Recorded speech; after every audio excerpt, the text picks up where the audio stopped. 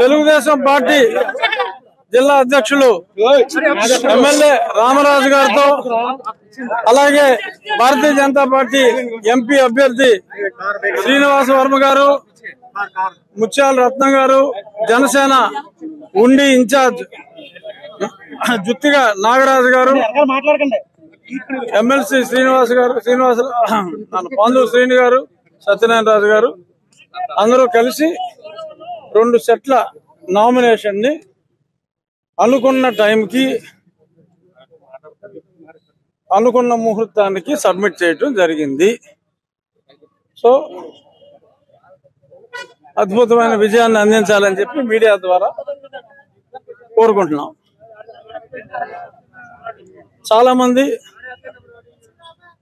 చాలా ఎదురు చూశారు. కొంతమంది రామరాజు గారు నేను విడివిడిగా ఉంటామని.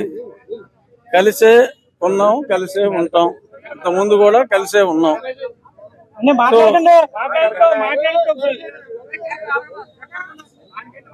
కష్టపడి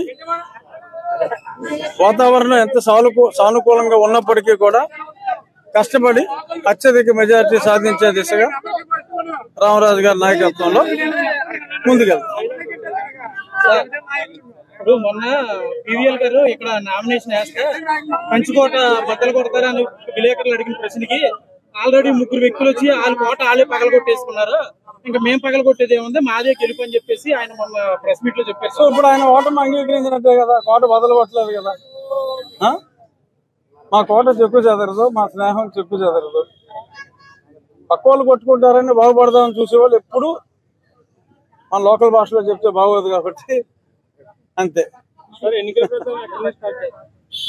కొండపూడి ఒకసారి తిరుపతి వెళ్ళి వచ్చేస్తాను. రేపు వెళ్ళి వచ్చిన వెంటనే ఆల్రెడీ మా ప్రచారం అంతా మా రామరాజు గారు చేసేసారు. ఇంటింటికి తిరిగారు, అంతా సైకిల్ ప్రచారం. సో అంచేత ఆయన ఆల్రెడీ చాలా కష్టపడ్డారు. ఇద్దరు కలిసి మళ్ళీ కష్టపడతాం. ఇంటింటికి ప్రచారం, సూపర్ 6 అన్ని కూడా రామరాజు గారు క్లియర్ గా అందరికి గత 6-8 నెలలుగా ఎక్స్ప్లెయిన్ చేయటం జరిగింది.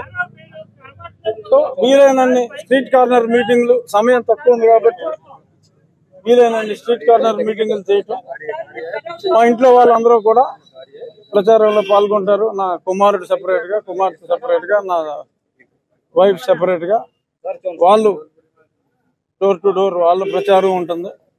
అలాగే మా ప్రచారం కూడా. ఈయనంటే ఎంపీ కదా, ఆరూరులో తిరగాలి. సో ఇక్కడ ఉన్నప్పుడు ఈయన ఇక్కడ వచ్చాడు. మా ప్రచారం స్పీడ్ గా. ఈ మీడియా ముందు ఏం మాట్లాడుకుంటాం, బాగోదు కదా. వస్తే ఆహ్వానిస్తారండి. శివరామరాజు గారు కూడా కలిసి వస్తారని మా ఆశాభావం. ఎందుకంటే మాతృ సంస్థతోనే ఉంటారనేది మా ఆశాభావం. వేరే సంస్థకు వెళ్ళరని అనుకుంటున్నాం.